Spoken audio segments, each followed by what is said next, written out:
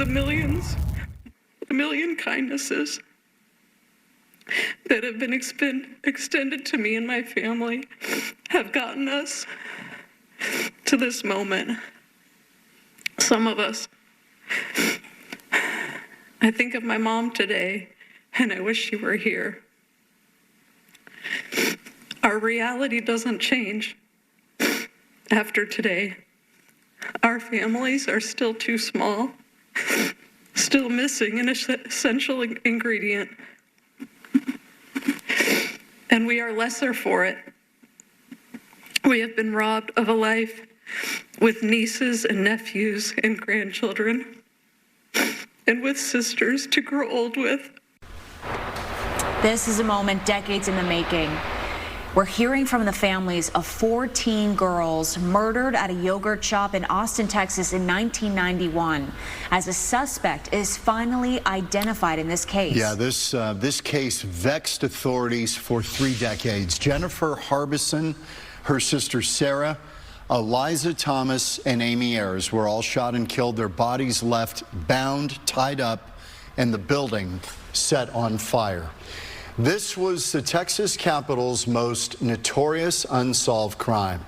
2 suspects convicted in 1999, but those convictions were later overturned. And today, investigators announced that new DNA technology helped them crack this case. DNA evidence found on the shell casings were a perfect match for a man convicted of a separate murder in South Carolina. Alec Nolan has more.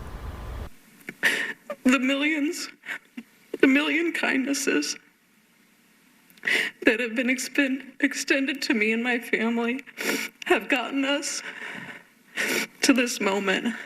A moment 34 years in the making. A suspect finally identified in the 1991 yogurt shop murders, Robert Eugene Brashers, a known serial killer and rapist who committed suicide in 1999, 8 years after the quadruple homicide in Austin.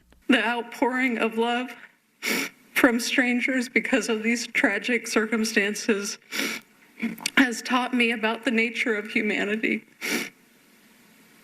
Living through something like this, you would think that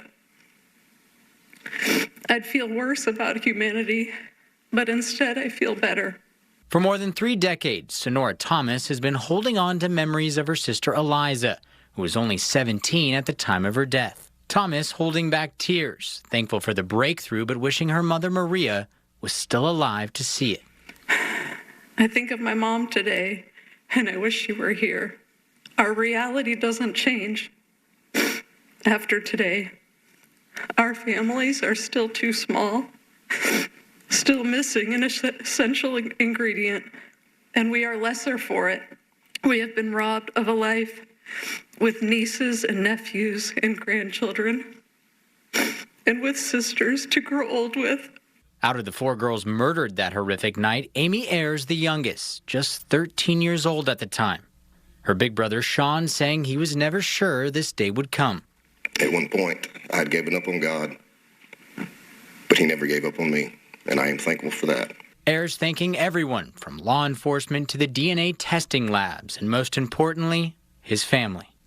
The result you see today is when you have an army of people working together to reach a common goal, not for themselves, but for the victims and their families.